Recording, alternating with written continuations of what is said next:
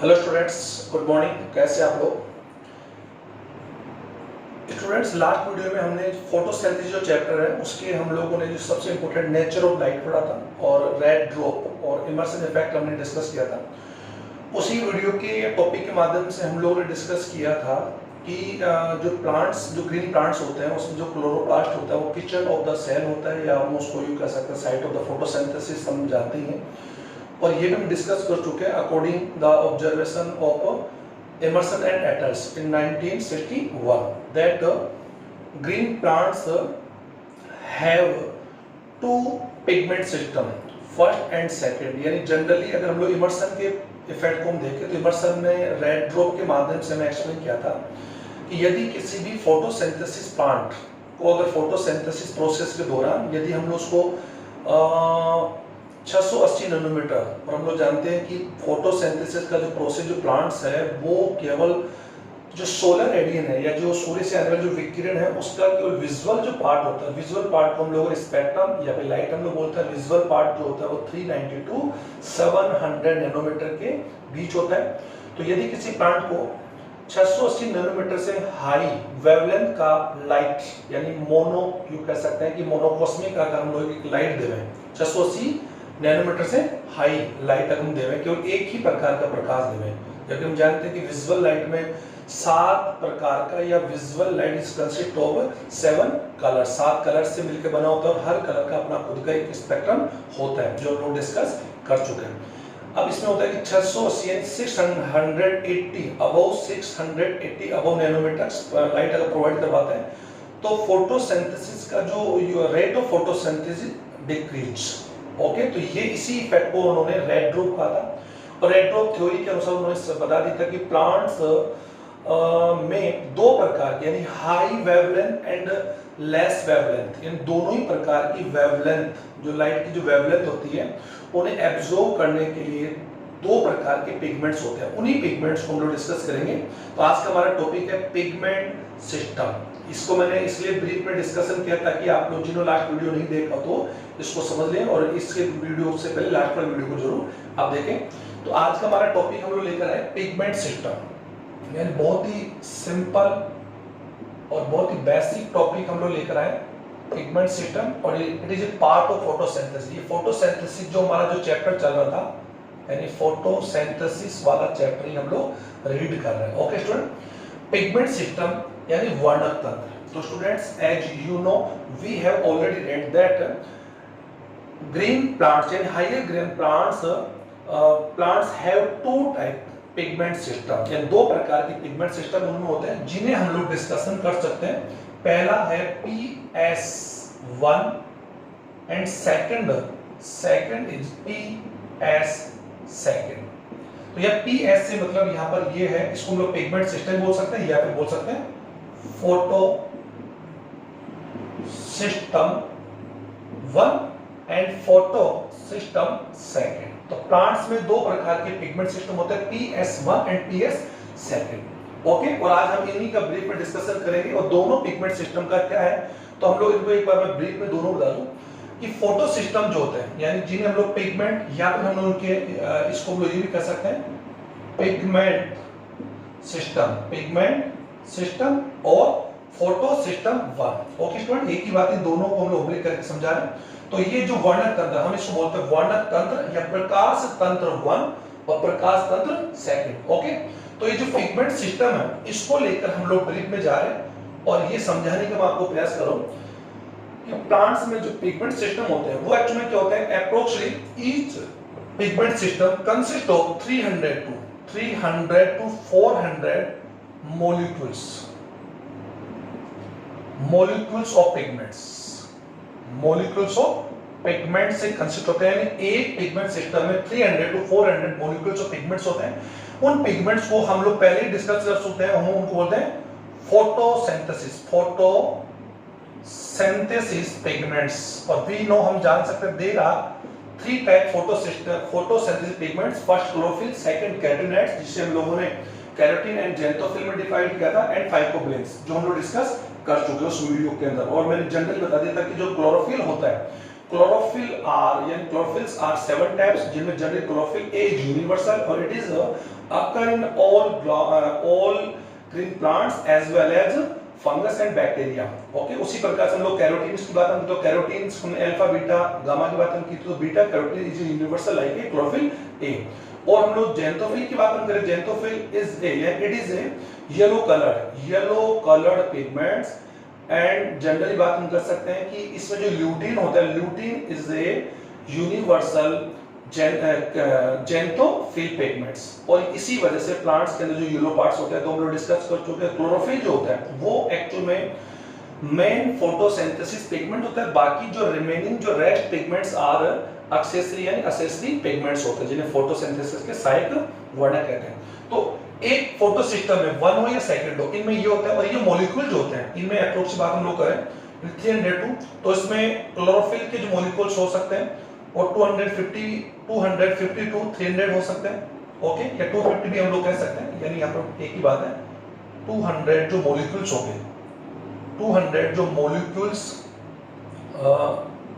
Molecule जो होंगे वो किसके होंगे? क्लोरोफिल के होंगे। स्टूडेंट ध्यान दें, क्लोरोफिल के होंगे। और वो क्लोरोफिल किसके होंगे? ए बी सी डी, सही प्रकार के होंगे, तो क्लोरोफिल ए के होंगे। और इनमें जो क्लोरोफिल के जो प्रकार हो, क्लोरोफिल जो होंगे, ये सभी पर्णरहित के जो अणु होंगे वो सभी सोलर एनर्जी को एब्जॉर्ब करने वाले होंगे। ओके स्टूडेंट, और ये सभी जो एनर्जी को एब्जॉर्ब करने वाले होंगे, इनमें क्लोरोफिल के तो 100 होंगे। और क्लोरोफिल के अंदर कौन कौन से हो सकते हैं? क्लोरोफिल ए का भी हो सकता है, बी का भी होता है, सी का भी होता है, डी का, इनका सब होता है। एक जनरली क्लोरोफिल के मॉलिक्यूल्स ज्यादा होते हैं, एक के ज्यादा होते हैं, और 50 मॉलिक्यूल्स एंड मोर देन 50 जो मॉलिक्यूल्स वो किसके होते हैं? कैरोटीनॉइड्स,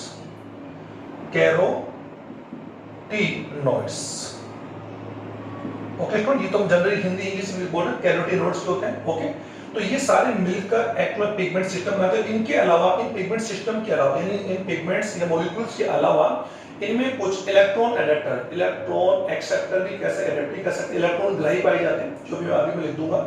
वो इलेक्ट्रॉन जो ग्राही होते हैं, वो जनरली अगर बात हम कर सकते हैं, अलग-अलग में यूं कर सकते हैं, वो हो सकता है iron sulphur protein, iron sulphur protein हो सकता है, फेराडॉक्सिन होता है, cytochrome B6, cytochrome C, cytochrome B6, cytochrome F। Okay, इसके अलावा प्लास्टोसाइनिन, प्लास्टोकैवेनिन। ओके स्टूडेंट, और फियोफाइन, ये एक्चुअली में ये एक पिगमेंट सिस्टम में, यानी पिगमेंट सिस्टम में इन पिगमेंट्स मॉलिक्यूल्स के अलावा कुछ इलेक्ट्रॉन एक्सेप्टर्स पाए जाते हैं, इलेक्ट्रॉन ग्राही पाए जाते हैं, जिनके बीच में इलेक्ट्रॉनों का क्या होता है? ट्रांसफॉर्म होता है। ओके, और इलेक्ट्रॉन कहां से आते हैं अभी हम लोग उसको डिस्कस हम लोग करेंगे। तो ये एक्चुअली पिगमेंट सिस्टम के अंदर ही होते हैं।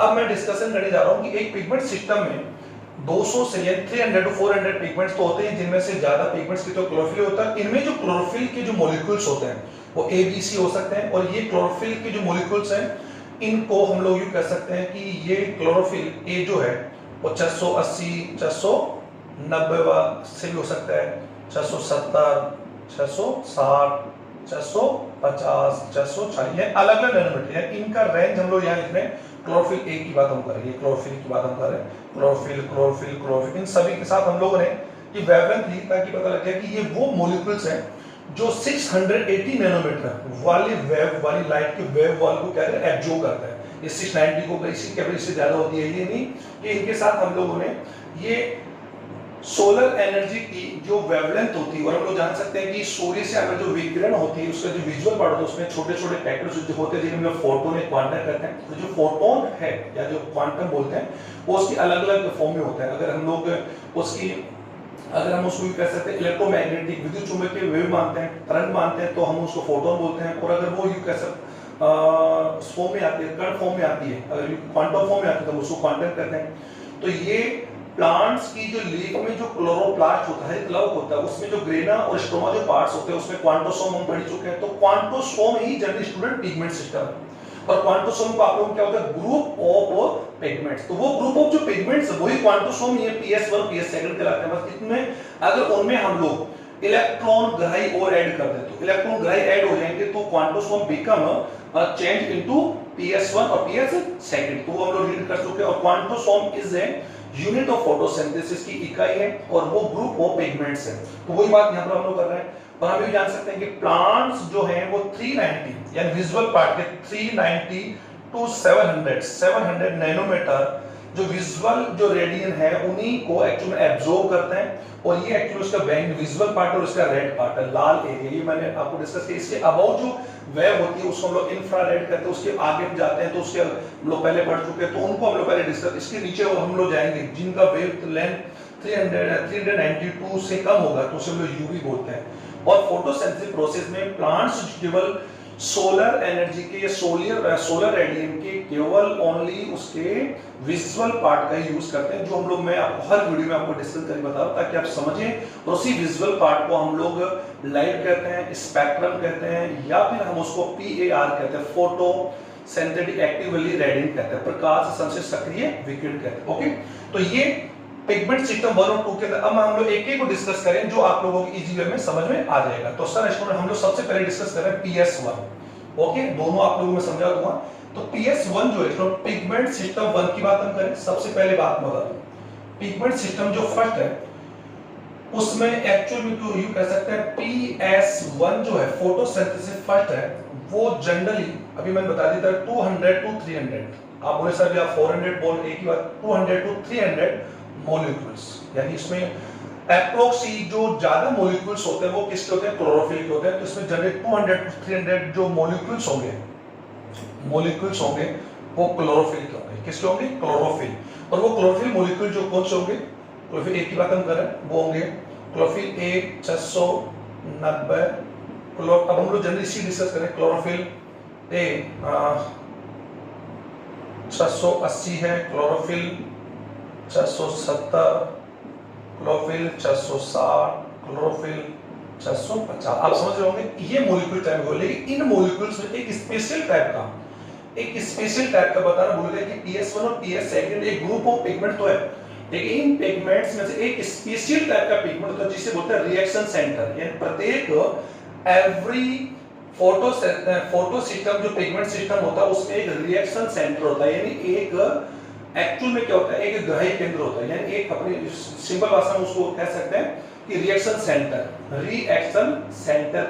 कहते हैं, जिसे हम लोग कह सकते हैं अभिक्रिया केंद्र कहते हैं। एक अभिक्रिया केंद्र जो PS1 होता है उसमें अभिक्रिया का जो केंद्र होता है वो क्लोरोफिल ए वाला होता है, जिसकी रेंज होती है 700 नैनोमीटर।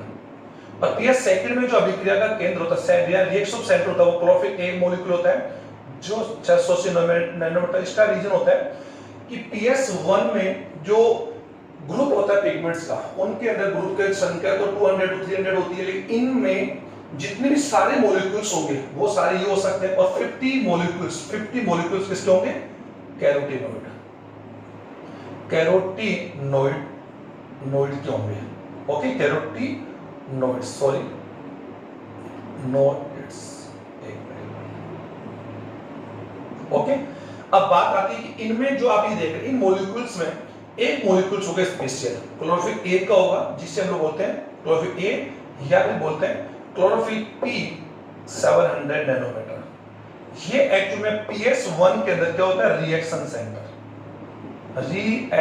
Centre of PS1। तो PS1 में अभिक्रिया का केंद्र कौन है स्टूडेंट, क्लोरोफिल ए का। कौन सा मॉलिक्यूल है, क्लोरोफिल का हरित लवण यानी पर्णहरित का ए मॉलिक्यूल ए है। हालांकि ए वाला ये भी ए है, ये भी ए है, इसके मॉलिक्यूल इनके जो नंबर्स हो सकते हैं मोर देन 10 होते हैं, मोर देन 10, लेकिन जो क्लोरोफिल ए की बात हम करें ये वाला मॉलिक्यूल्स ओनली क्या होगा, 1 होगा, एक ही होगा। तो ये अभिक्रिया का केंद्र का वर्क करेगा और ये एक्चुअल में अभिक्रिया का केंद्र होगा। बाकी जो पिगमेंट्स होंगे वो इसके साथ में यू कैसे एसोसिएट होंगे, arrange with the chlorophyll A. बाकी जो रिमेनिंग जो रेस्ट पिगमेंट्स होंगे और वो सभी को हम लोग बोल सकते हैं, एंटीना भी बोल सकते हैं या सहायक एक्सेसरी पिगमेंट्स भी कहते हैं। लेकिन इस क्लोरोफिल को हम लोग क्या बोलेंगे, अभिक्रिया केंद्र।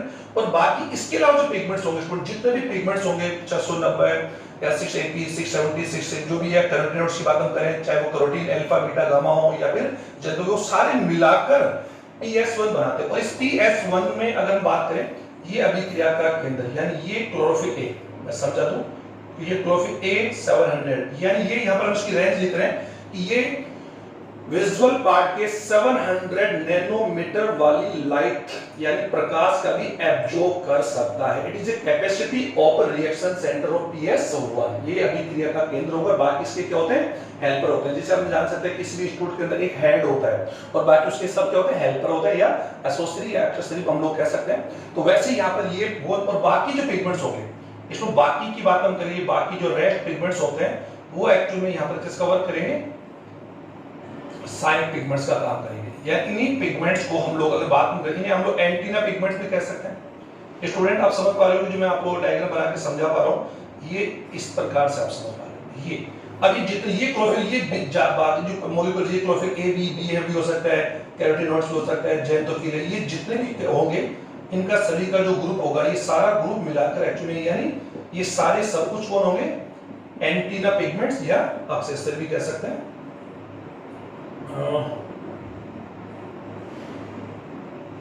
Accessory pigments.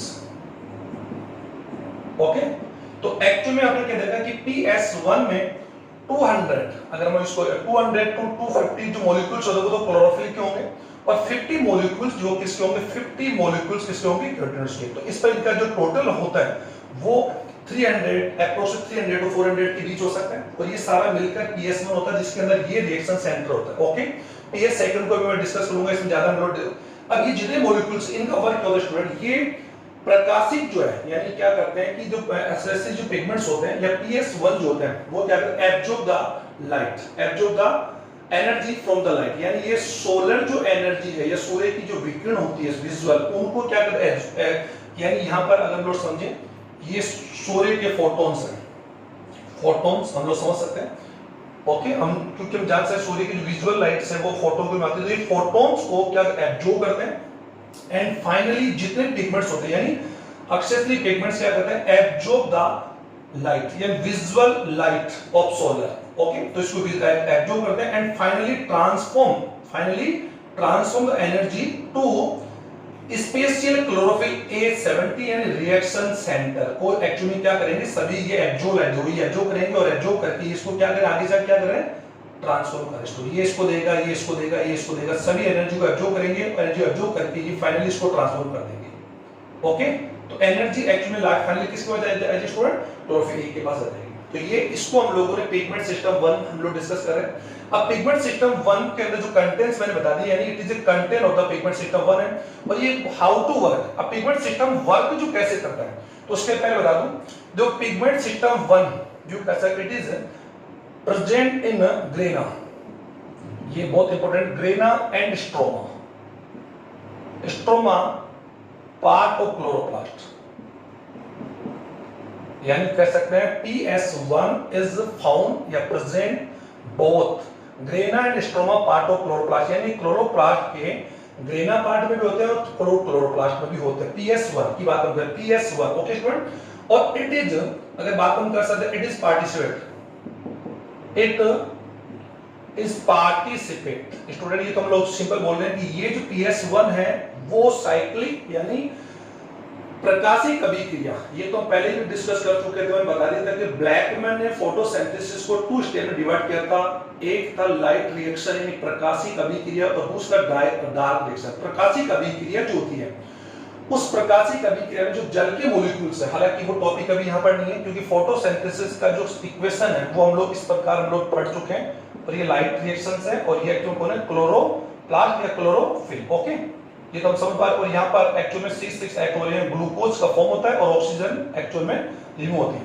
तो एक्चुअल में क्या होता है कि फोटोसिंथेसिस का जो लाइट प्रोसेस है, प्रकाशिक अभिक्रिया है, वो एक्चुअल में ग्रेना पार्ट में होता है। इस पार्ट में student grana part of chloroplast, और ग्रेना पार्ट में क्या होता है कि जल के अणु का यानी वाटर के अणु का यहाँ पर ऑक्सीडेशन होता है। ये मैं बहुत बार बोल चुका हूं, ऑक्सीडेशन होता है, और ऑक्सीडेशन होने से ही एक्चुअली इसमें O2 का क्या होता है?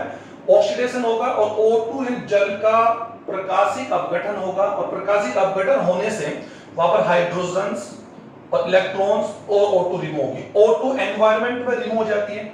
ओके, हाइड्रोजन्स को एक्चुअली में जो हाइड्रोजन्स होते हैं, इन हाइड्रोजन्स को हाइड्रोजन जो ग्राही होते हैं NADPH ये एब्जॉर्ब कर लेते हैं, और उसे NADPH2 ये हालांकि अभी आपको समझ नहीं आएगा, NADP ये इसको एब्जॉर्ब कर लेगा हाइड्रोजन को, और ये क्या बना लेगा? NADPH2 बना देगा। ओके, और ये actual sir it is a reduced energy, it is a स्वांगीकृत एनर्जी है, और ये स्वांगीकृत एनर्जी ही प्रकाश संश्लेषण का जो डार्क रिएक्शन है, जो प्रकाश के बाद होता है, ये प्रकाश के बाद होगा, तो यही एनर्जी एक्चुअल में CO2 के रिडक्शन में, it is use in reduction of CO2 into carbohydrate, और ये किसमें होगा? डार्क में, यानी अप्रकाशिक अभिक्रिया, और अप्रकाशिक अभिक्रिया इज हेल्ड इन स्ट्रोमा में होती है, तो we will discuss in next video. तो आप इसको समझे कि फोटोसिंथेसिस जो प्रोसेस होता है, सिंपल ही बात है कि फोटोसिंथेसिस के प्रकाशिक अभिक्रिया जो होती है, प्रकाशिक अभिक्रिया जो होगी उसमें कई रिजल्ट्स आते हैं, और वो रिजल्ट्स हम लोग डिस्कस करेंगे। लेकिन मैं बता दूं कि प्रकाशिक अभिक्रिया के बारे में डिस्कसन नहीं कर रहे हैं, हम डिस्कशन करें पिगमेंट सिस्टम, और पिगमेंट सिस्टम जो 1 और 2 जो है वो दोनों ही लाइट रिएक्शन फोटोसिंथेसिस का जो प्रकाशिक वाला जो स्टेप है उसमें यूज आता है। ओके स्टूडेंट, तो वहां पर हम लोग पढ़ेंगे, वहां पर एक प्रोसेस होता है जिसे बोल सकते हैं फोटो फास्फोराइलेशन बोलते हैं, प्रकाश फास्फोलिकरण बोलते हैं, और प्रकाश फास्फोलिकरण की क्रिया को हम बोल सकते हैं प्रकाश की उपस्थिति में हरित लवक में, यानी एडीपी से, अभी इतने समझे, एडीपी और इनऑर्गेनिक फॉस्फेट से एक्चुअल में एटीपी का फॉर्म होता है, तो it is process called phosphorylation, और ये phosphorylation presence of light, so we can say it is called photophosphorylation कह सकते हैं, उसे राइलेशन कहते हैं। तो आप सिंपल बात सकते हैं कि एटीपी के फॉर्मेशन, यानी कह सकते हैं a process in which formation of ATP by ADP inorganic phosphate called phosphorylation बोलते हैं। और phosphorylation 2 टाइप का होता है, ऑक्सीफॉस्फोराइलेशन होता है जो रेस्पिरेशन में होता है, उसमें होता है स्टूडेंट रेस्पिरेशन, श्वसन में होता है, वो काम होता है माइटोकॉन्ड्रिया में होता है, और ये काम होता है क्लोरोप्लास्ट में प्रेजेंस ऑफ लाइट। ये आप लोगों को बायोलॉजी स्टूडेंट को पता होना चाहिए कि पादपों में फास्फोरिलीकरण की क्रिया एटीपी के निर्माण को बोलते हैं। ये एक्चुअली में उनके 2 पार्ट्स में होती है, एक तो होती है फोटोसिंथेसिस में क्लोरोप्लास्ट वाले पार्ट में, और एक होता है रेस्पिरेशन यानी श्वसन में जो माइटोकॉन्ड्रिया में, और ये हम लोग डिस्कस करेंगे।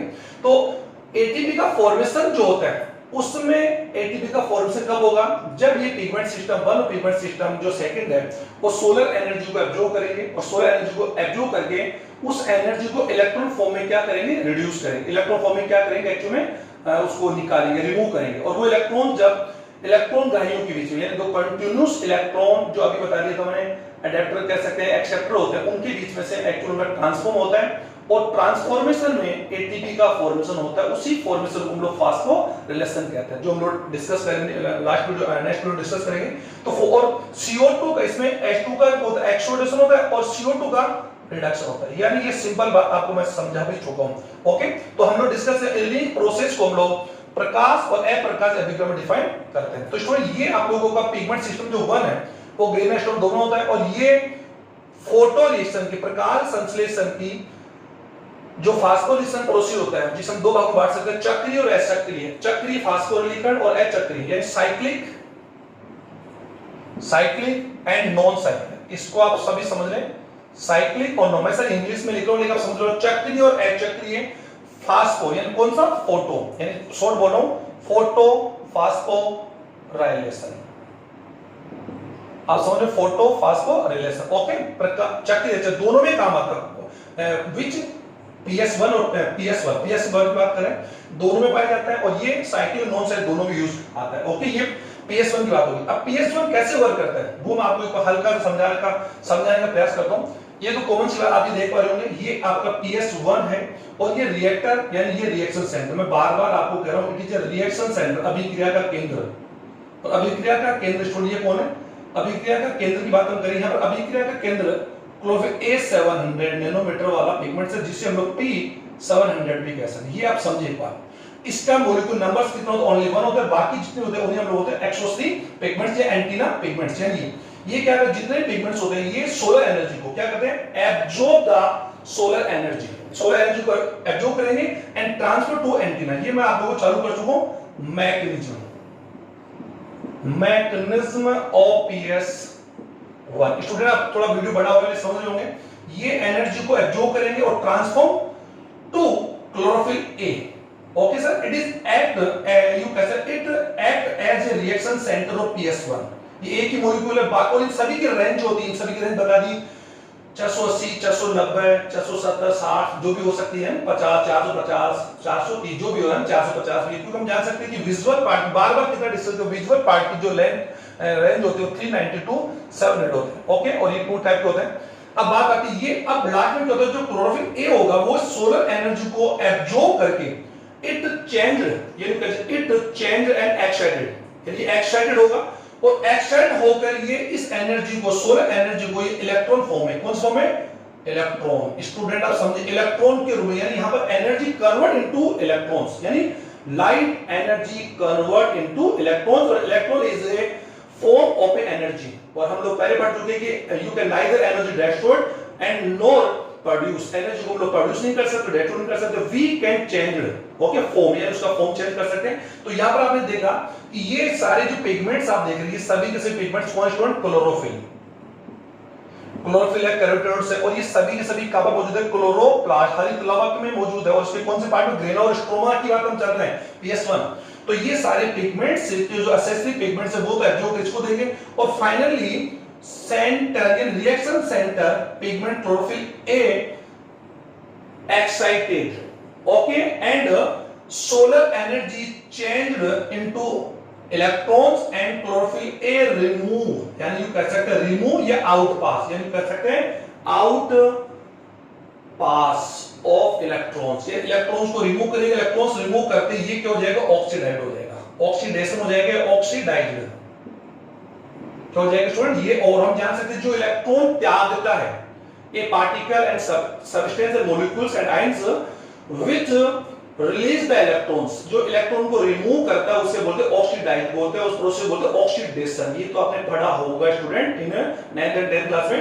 तो ये क्लोरोफिल क्या है, इस सोलर एनर्जी को लेकर एक्साइटेड हो जाएगा, और एक्साइट होकर ये इलेक्ट्रॉन्स को निकाल, और इलेक्ट्रॉन यहां पर कैसे निकलेगा, एक ध्यान दीजिए, इलेक्ट्रॉन्स यहां पर निकले स्पिन होते हुए, स्पिन का जानते हो ना, घूमना, घूमते हुए। तो ये इलेक्ट्रॉन्स जब पिगमेंट सिस्टम के रिएक्शन सेंटर निकलेंगे तो इन ही इलेक्ट्रॉन्स को अलग-अलग जो इलेक्ट्रॉन ग्राही होते हैं वो क्या कर लेंगे, एब्जॉर्ब कर लेंगे, यानी वो ले लेंगे, ग्रहण कर लेंगे। जो अभी मैं आपको शॉर्ट बता दूंगा सिंपली, यानी इसको लेने वाला जो पहला इलेक्ट्रॉन जो ग्राही होगा, पहला इलेक्ट्रॉन जो ग्राही होगा वो आयरन सल्फर प्रोटीन ए होगा, ध्यान दीजिए PS1 में।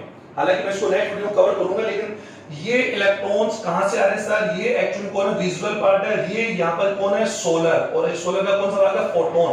आप समझिए स्टूडेंट, ये मैंने यहां पर एक वेव दिखाई, और वेव में एक्चुअली कौन है, पैकेट्स ऑफ एनर्जी है जिन्हें हम लोग फोटोन या क्वांटम कहते हैं, और एक क्वांटम में E = h nu, sorry photon में ये होता है, और इन्हीं पैकेट्स को एक्चुअल में ये मॉलिक्यूल्स एब्जॉर्ब करते हैं, ओके, और मॉलिक्यूल एब्जॉर्ब करके ट्रांसफर इनटू इलेक्ट्रॉन्स को कौन रिमूव करेगा, क्लोरोफिल ए। ओके स्टूडेंट, ये ध्यान दीजिए। और ये इलेक्ट्रॉन जब जाएंगे, ये सिंपल वे की बात मैं बता दूं कि प्रकाशिक अभिक्रिया में परण है, क्लोरोप्लास्ट के क्लोरोफिल जो मॉलिक्यूल्स होते हैं वो सोलर एनर्जी को एब्जॉर्ब करते हैं, एब्जॉर्ब करके इलेक्ट्रॉन्स को रिमूव करते हैं। इलेक्ट्रॉन्स का यूज एक्चुअली में जल, जो प्रकाश का जो यूज है वो जल के अपघटन होता है, जल के अपघटन से हाइड्रोजन और इलेक्ट्रॉन और ऑक्सीजन रिमूव होती है। वो जो इलेक्ट्रॉन्स होते हैं जनरली वो इलेक्ट्रॉन्स से ATP और NADPH2 का फॉर्म होता है, और ATP और NADPH2 the type of the energy, उनका यूज CO2 के रिडक्शन में अपचयन होता है, और CO2 बिकम इनटू कार्बोहाइड्रेट, जिसे आप लोग बोलते हैं ग्लूकोज। तो ये समरी होगा फोटोसिंथेसिस, मैंने आपको बोली, जो हम लोग नेक्स्ट वीडियो में आराम से इसको समझेंगे। तो यहां पर आप समझिए PS1 के मैकेनिज्म में क्या होगा, सारे एक्सेसरी एलिमेंट्स जो पिगमेंट्स होंगे वो सोयल जो एब्जॉर्ब करके इसको ट्रांसफॉर्म करेंगे, ट्रांसफॉर्म करने के बाद ये इस एनर्जी को चेंज करेगा इलेक्ट्रॉन्स, और इलेक्ट्रॉन्स को रिमूव करके ऑक्सीडाइज हो जाएगा। तो यहां पर कौन सा प्रोसेस हो गया, ऑक्सीडेशन।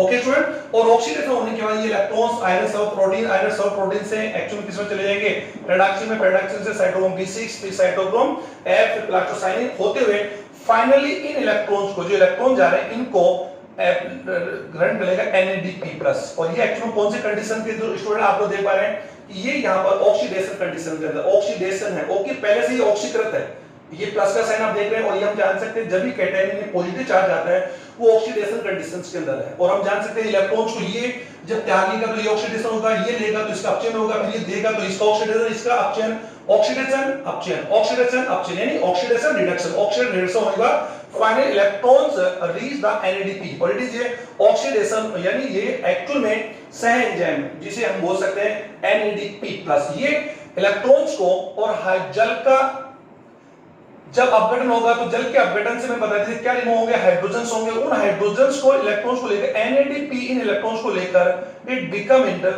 NADPH2, ओके, या फिर इसको आप इस प्रकार भी लिख सकते हैं NADPH and H+, एक ही बात है, ये एक्चुअली में बोले रिडक्शन एनर्जी है, यही रिडक्शन एनर्जी जिसे आप बोलते हैं स्वांगीकरण एनर्जी, और ये एनर्जी अप्रकाशिक अभिक्रिया में CO2 का, किसका, CO2 का ग्लूकोज में रिडक्शन में क्या आती है, यूज आती है, तो ये एक्चुअली में प्रकाशिक अभिक्रिया ही चल रही है सर, तो ये सारा किससे हो रहा है, इन इलेक्ट्रॉन्स के रिमूवल से, और ये इलेक्ट्रॉन फाइनल इसके बाद पूछेगा, ओके, ये एक PS1 का वर्क बता रहा हूं, और ये दोनों में वर्क काम आएगा, साइक्लिक में भी और नॉन साइक्लिक में भी, और it is occur both grana and stroma part of chloroplast के ग्रेना और स्ट्रोमा दोनों में पाया जाता है, जो पढ़ चुके, ओके, तो PS1 क्लियर हो गए, मैथ जो PS1 हो गए।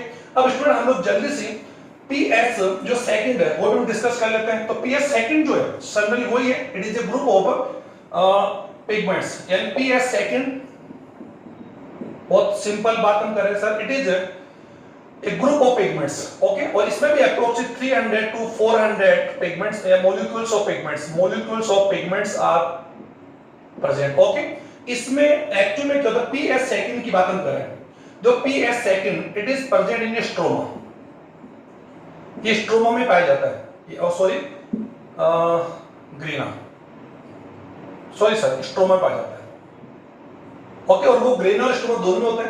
PS1 जो होता है ये केवल actually it is participate in non cyclic यानी अचक्रीय non cyclic photophosphorylation, okay, दोनों में इसमें यूज होता है, वो दोनों में यूज होता है। इसमें अगर बात हम करते हैं, it consist 200 molecules of chlorophyll, okay, 250 molecules किसके होते हैं, कैरोटीनॉइड्स, ओके स्टूडेंट।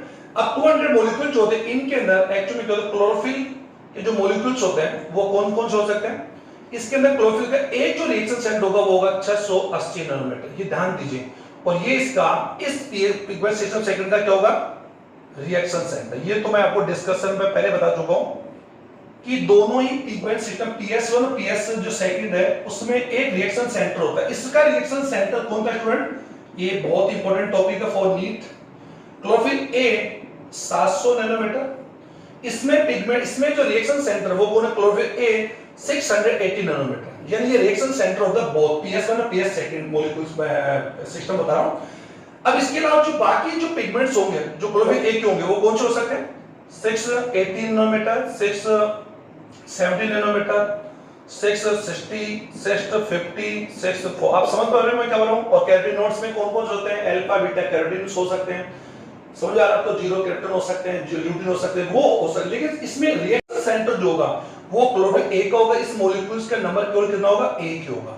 जैसे कि क्लास में एक मॉनिटर एक ही होता है स्टूडेंट, हम जानते हैं, वैसे जनरली क्लास में दो मॉनिटर हो सकते हैं, लेकिन जनरली हेड मॉनिटर एक होता है, स्कूल में एक ही प्रिंसिपल होता है, इसे बोलते हैं रिएक्शन सेंटर या इक्वेशन हेड ऑफ इंस्टीट्यूट बोलते हैं, तो वैसे यहां पर इनमें ये होता है, ओके स्टूडेंट। ये नॉन साइकिल पार्ट पे लेता है, और इसमें इलेक्ट्रॉन्स कैसे रिमूव होते हैं वो मैं आपको समझा दूं, यानी इसकी मैकेनिज्म कैसे होती है PS सेकंड की, तो ये भी बहुत जनरली इसमें क्या होता है स्टूडेंट, ये अभिक्रिया का केंद्र एक्चुअल में क्लोरोफिल A 680, इसे आप इस फॉर्म में लिख सकते हैं, इस प्रकार लिखा जा सकता है, ये तो आप लोग मालूम P760, ओके स्टूडेंट। ये यहां पर इसकी रेंज बता रहा है कि ये मैक्सिमम, और एक बात मैं बहुत ही काफी बात बोल रहा हूं, कुछ बात माइंड से निकल जाती है कि PS1 जो है वो हायर एनर्जी यानी हाई यू कह सकते हैं, हाई यानी higher wavelength, absorb the higher wavelength of light, कौन, PS1। ये बहुत ही इंपॉर्टेंट टॉपिक मैंने छूट दिया। PS1 जो है इसका अभिक्रिया का केंद्र 700 नैनोमीटर वाला, आप समझ जाइए,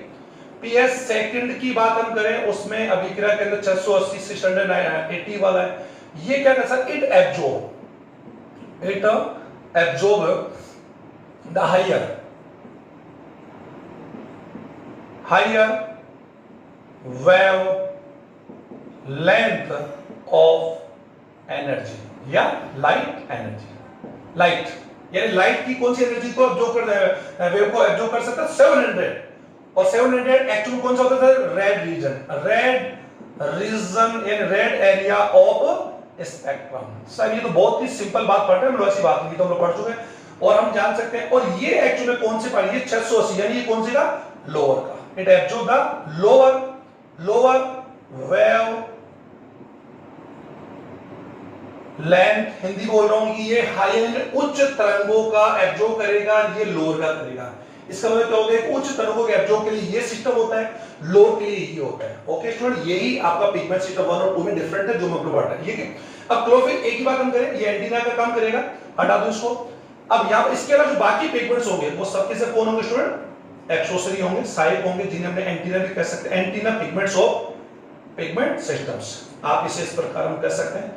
और these accessory pigments associated arranged with the reaction center of PS1 and PS second. ये आप लोगों को, it is a group of the 200 to 300 molecules of pigments of photosynthesis. Okay, तो ये आप लोग जितने जानते हैं, हमने इनको एंटीना मोलिक्यूल्स। ओके, इन्हें हम लोग, इसको आप लोगों ने साइड में लिख के रखा है। ये एक्चुअली कौन स्टूडेंट, इसको आपने लिखा क्लोरोफिल P या फिर chlorophyll P। Okay, reaction centre है। अब ये क्या करता है, ये जो ये वेव यानी कैसे, these are wave of light, और इन वेव ऑफ लाइट के अंदर कौन है, फोटॉन्स, और फोटोन कौन होते हैं, पैकेट्स ऑफ एनर्जी। ओके, तो ये क्या करता है, वही राइट फर्स्ट और सेकंड तरह की बात हो रही है कि क्लोरोफिल ये PS सेकंड पढ़ रहे हैं, इसमें रिएक्शन सेंटर ये होता है, अभिक्रिया के केंद्र ये मॉलिक्यूल्स होता है, बाकी सारे जो मॉलिक्यूल्स आप देख रहे हैं, क्लोरोफिल A भी है, B भी है, C भी, D भी है, कैटोनोड्स में जैनथोबिन, जो भी सारे मिलाकर, इन सभी को मिलाकर ये सभी सोलर एनर्जी के प्रोटॉन्स को क्या करेंगे, एब्जॉर्ब करेंगे।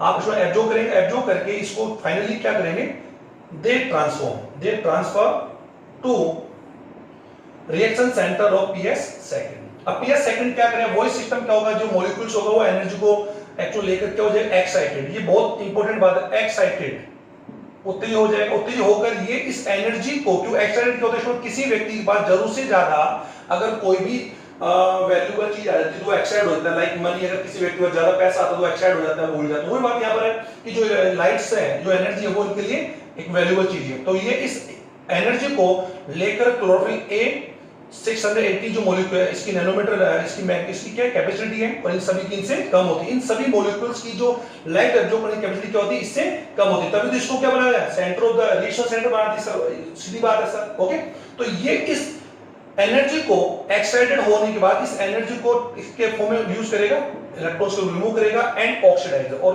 वही सेम वाली बात है, ऑक्सीडाइज, ऑक्सीकृत हो जाएगा, यानी इलेक्ट्रॉन्स को त्याग देगा। और ये इलेक्ट्रॉन्स अनेक इलेक्ट्रॉन यानी सेवरल इलेक्ट्रॉन जो एक्सेप्टर्स होते हैं उनमें से ट्रांसफॉर्म होते हैं, और इलेक्ट्रॉनों की स्थानांतरण की प्रक्रिया में आप लोग देख रहे हैं, यहाँ पर हम क्या पढ़ रहे हैं, मैकेनिज्म ऑफ फोटोसिंथेसिस सेकंड पढ़ रहे हैं। यहाँ पर इलेक्ट्रॉन्स, इसमें इलेक्ट्रॉन्स रिमूव हो गए, और ये इलेक्ट्रॉन्स है थियोफाइनिन, प्लास्टोकेविनोन, यानी कह सकते हैं प्लास्टोकेविनोन, यानी इसे सिंपल सी बात है, थियोफाइनिन होगा, प्लास्टोकेविनोन होगा, साइटोक्रोम B6 होगा, फिर साइटोक्रोम F होगा, साइटोक्रोम F, और साइटोक्रोम F से फाइनली ये इलेक्ट्रॉन्स प्लास्टोसाइनिन आ जाएंगे, और प्लास्टोसाइनिन इस इलेक्ट्रॉन को एक्चुअल में किसको दे देगा, पिगमेंट सिस्टम 1 को। ये ध्यान दीजिए, पिगमेंट सिस्टम 1 को आ जाए, यानी फोटोसिंथेसिस या पिगमेंट सिस्टम सेकंड के रिमूव जो इलेक्ट्रॉन्स होते हैं वो फाइनली कहां पहुंचेंगे, PS1 के पास पहुंचेंगे। ये ध्यान दीजिए, PS1 और PS1 के बाद पहुंच जाएंगे, यानी समझ आ रहा होगा आपको। तो ये हम लोग नेक्स्ट वीडियो पढ़ेंगे, लेकिन PS1 की जो इलेक्ट्रॉन्स होते हैं फाइनली कहां जाते हैं, एनएडीपी। तो वही बात होगी, PS1 इलेक्ट्रॉन्स को वापस कंटिन्यू क्या करेगा, रिमूव करेगा, और इलेक्ट्रॉन्स कहां पहुंच जाएंगे, वही यहां पर इलेक्ट्रॉन पहले कौन है, FeS है, और यहां थियोसाइनिन है। तो आयरन सब प्रोटीन से इलेक्ट्रॉन्स फाइनली कहां पहुंचेंगे, NADP के पास पहुंचेंगे, और ये NADP इसको चेंज हो, किसमें चेंज होएगा, NADPH2। तो ये हम लोग नेक्स्ट वीडियो में पढ़ेंगे, आप डिस्कशन आराम से करें, ये हालांकि तो आपको समझ आ रहा होगा। कि साइक्लिक और नॉन साइक्लिक फास्फोलिकन जो पढ़ेंगे तो वो आपको इजी तरीके से समझा दूंगा कि चक्रीय फास्फोलिकन क्या है, अचक्रीय क्या है। दोनों में ही किसका फॉर्म होगा, एटीपी का, जो मैंने कहीं पे बताया नहीं सर, लेकिन मैं आपको बता दूं कि एटीपी का फॉर्मेशन जो होगा वो आपको मैं अभी समझा दूंगा। लेकिन इस वीडियो में हम लोगों ने फोटोसिंथेसिस पेपर सेट ऑफ 1 और सेकंड को हमने डिस्कस किया, जो आपके समझ में आ गया होगा। दोनों में अभिक्रिया का केंद्र कौन है ये बता दिया, कितने ग्रुप्स होते हैं, सबसे बड़ी बात ये कहां पाया जाता है, ये किस में पार्ट करता है, ये केवल नॉन साइक्लिक में पार्ट करता है, ये स्ट्रोमा में होता है, वो ग्रेना में स्ट्रोमा दोनों में पाया जाता है। ये जनरली बातें मैं आपको बोल के आपको एक्सप्लेन कर चुका हूं। अब सर एक छोटी सी बात और रह रही है जो मैं इसी वीडियो में डिस्कशन कर लूं ताकि आपको समझ आ जाए कि जब इलेक्ट्रॉनों का स्थानांतरण होता है, सर मैं यहां पर आप लोगों को फास्फोलिकन भी पढ़ा दूं, phospho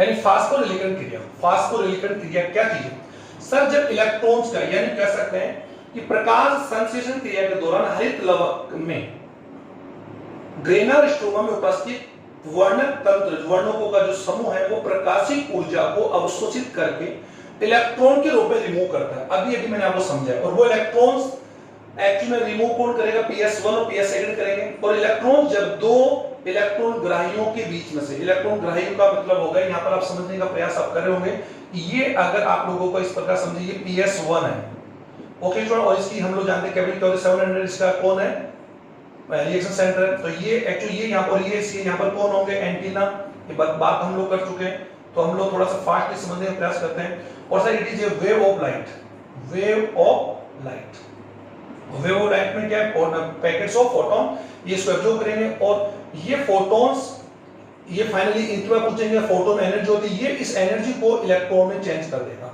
electrons iron sulphur protein से लिया जाएगा, आयरन सल्फर प्रोटीन इन इलेक्ट्रॉन को लेकर ये क्या हो जाएगा, अपचयित हो जाएगा, रिडक्शन हो जाएगा, ये ऑक्सीडाइज हो जाएगी। तो मालूम है ये इलेक्ट्रॉन्स को ये रिमूव कर देंगे Fd के पास, Fd फेराडॉक्सिन, फेराडॉक्सिन इस इलेक्ट्रॉन्स को, ये आप समझने का प्रयास कीजिए, ये आगे जाएंगे cytochrome, cytochrome B6, okay student, और साइटोक्रोम B6 से जाएंगे साइटोक्रोम, साइटोक्रोम F, और साइटोक्रोम F इलेक्ट्रॉन्स को रिमूव कर देगा प्लास्टोसाइलिन। इतना समझ लीजिए आप लोग। अभी फिलहाल आप लोग थोड़ा अच्छा ध्यान दीजिए, electrons electrons electron, okay student. अब इलेक्ट्रॉनों का जो स्थानांतरण हो रहा है और ये सब के सब कौन है, इलेक्ट्रॉन एक्सेप्टर्स है, इलेक्ट्रॉन एक्सेप्टर, ये तो मालूम होगा सर, इलेक्ट्रॉन ग्राही। तो जब कभी भी इलेक्ट्रॉन्स का इलेक्ट्रॉन ग्राहियों के बीच में जब ट्रांसफॉर्म होता है, स्थानांतरण होता है, तो वहां पर क्या होती है कि इलेक्ट्रॉन्स की जो एनर्जी होती है वो एनर्जी एक्चुअल में वो एनर्जी ही मूव हो रही है, क्योंकि इलेक्ट्रॉन्स कौन है sir, form of the energy है। तो जब दो इलेक्ट्रॉन ग्राहियों के बीच इलेक्ट्रॉन्स का जब ट्रांसफॉर्म होता है तो वहां पर एनर्जी रिमूव होती है, एनर्जी मुक्त होती है। ये ध्यान दीजिए, अगर वो एनर्जी इतनी पर्याप्त है, इतनी यू कैन सफिशिएंट है कि वो वहां पर प्रेजेंस, पहले से प्रेजेंस एडीपी और आईपी, एडिशन डाइफॉस्फेट और इनऑर्गेनिक फॉस्फेट को जोड़ने में पर्याप्त हो, और लगभग 7.1 कितनी एनर्जी स्टूडेंट, 7.1 यू कह सकते हैं केल्विन, किलो कैलोरी एनर्जी इतनी होनी चाहिए। अगर इतनी पर्याप्त एनर्जी अगर है, मुक्त होती है, जो एक तो बता दूं कि दो इलेक्ट्रॉन ग्राहियों के बीच में जो एनर्जी मूव होती है वो एटीपी के फॉर्म के लिए पर्याप्त होती है, लेकिन कुछ स्थानों पर इतनी सफिशिएंट एनर्जी नहीं होती है। तो जहां पर एनर्जी सफिशिएंट होगी वो एडीपी को आईपी से जोड़ने में, क्योंकि एडीपी और आईपी हम जानते हैं एडिशन डाइफॉस्फेट है, और एडिशन डाइफॉस्फेट अगर बात हम कर सकते हैं sir, it is a molecule है, it is a polymer of the nucleotides. ये तो पढ़ा होगा सर, ऐसी बात है, एडिशन डाइफॉस्फेट, एडिशन मोनोफॉस्फेट और एडिशन ट्राइफॉस्फेट। तो एटीपी जो होती है द करेंसी ऑफ एनर्जी है।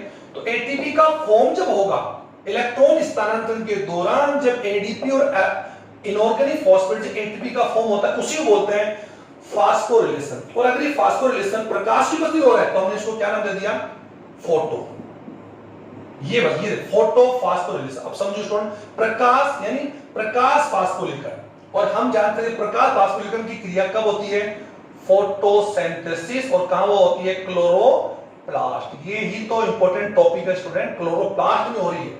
और अगर ये फोटोसिंथेसिस, ये फास्फोरिलेशन का प्रोसेस अगर ऑक्सीजन की प्रेजेंस में हो और कम माइटोकॉन्ड्रिया में हो, कहां पर माइट्रो, तो हम उसको बोल सकते हैं ऑक्सी, क्या बोलते हैं, ऑक्सी फास्फोरिलेशन, जो माइटोकॉन्ड्रिया में होती है ड्यूरिंग द रेस्पिरेशन, श्वसन क्रिया गुण होती है। लेकिन आप ध्यान दें, इसी प्रोसेस को बोल सकते हैं हम लोग ईटीएस, इलेक्ट्रॉन ट्रांसफॉर्म सिस्टम। आप ध्यान दीजिए, इलेक्ट्रॉन ट्रांसफॉर्म सिस्टम माइटोकॉन्ड्रिया के रेस्पिरेशन प्रोसेस के दौरान भी होता है और फोटोसिंथेसिस के दौरान भी होता है। तो जनरली कुछ स्टूडेंट्स और टीचर कंफ्यूज रहते हैं कि फोटोसिंथेसिस के दौरान इलेक्ट्रॉन ट्रांसफॉर्म नहीं होता। तो ये सर व्हाट इज दिस, ये क्या है, ये क्या है? आप देख पा रहे हैं, दीजिए इलेक्ट्रॉन ट्रांसफर सिस्टम। इलेक्ट्रॉन्स यहां पर क्या हो रहे हैं, इलेक्ट्रॉन ग्राहियों के बीच में क्या हो रहा है, ट्रांसफर। तो इलेक्ट्रॉन्स और इलेक्ट्रॉन किसके फॉर्म में, हम जान इलेक्ट्रॉन किसका फॉर्म है, लाइट का। और लाइट किस फॉर्म में आ रही है, पैकेट्स ऑफ एनर्जी। तो इन फोटॉन्स को ये एब्जॉर्ब करने वाले इसको ट्रांसफॉर्म कर रहा है किस फॉर्म में, इलेक्ट्रॉन्स को।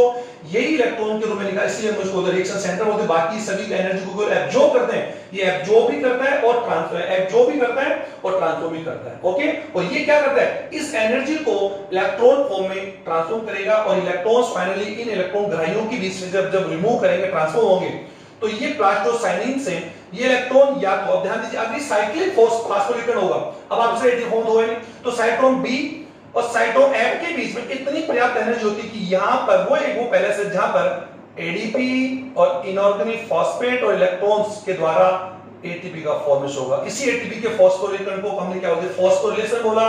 ये प्रकाश की प्रेजेंस में हो रहा है, तो हम इसको फोटो फास्फोलिपिड या प्रकाश फास्फोरिलेशन क्रिया कहते हैं। ये दो प्रकार की होती है, चक्रीय और अचक्रीय। चक्रीय कब होगा, जब इलेक्ट्रॉन वर्णक तंत्र से निकलकर अगर उसी वर्णक तंत्र में वापस आ जाए तो साइक्लिक फोटो फास्फोरिलेशन, चक्रीय प्रकाश फास्फोरिलेशन बोलेंगे। ये ध्यान दीजिए, ये साइक्लिक मैंने पढ़ा दिया, समझे तो, हालांकि ये भी नहीं समझा रहा, ये समझ आ रहा होगा। ओके सर, और चक्रीय साइक्लिक जो फोटो फास्फोरिलेशन है उसमें कौन पार्ट आ रहा है, PS1 आ रहा है।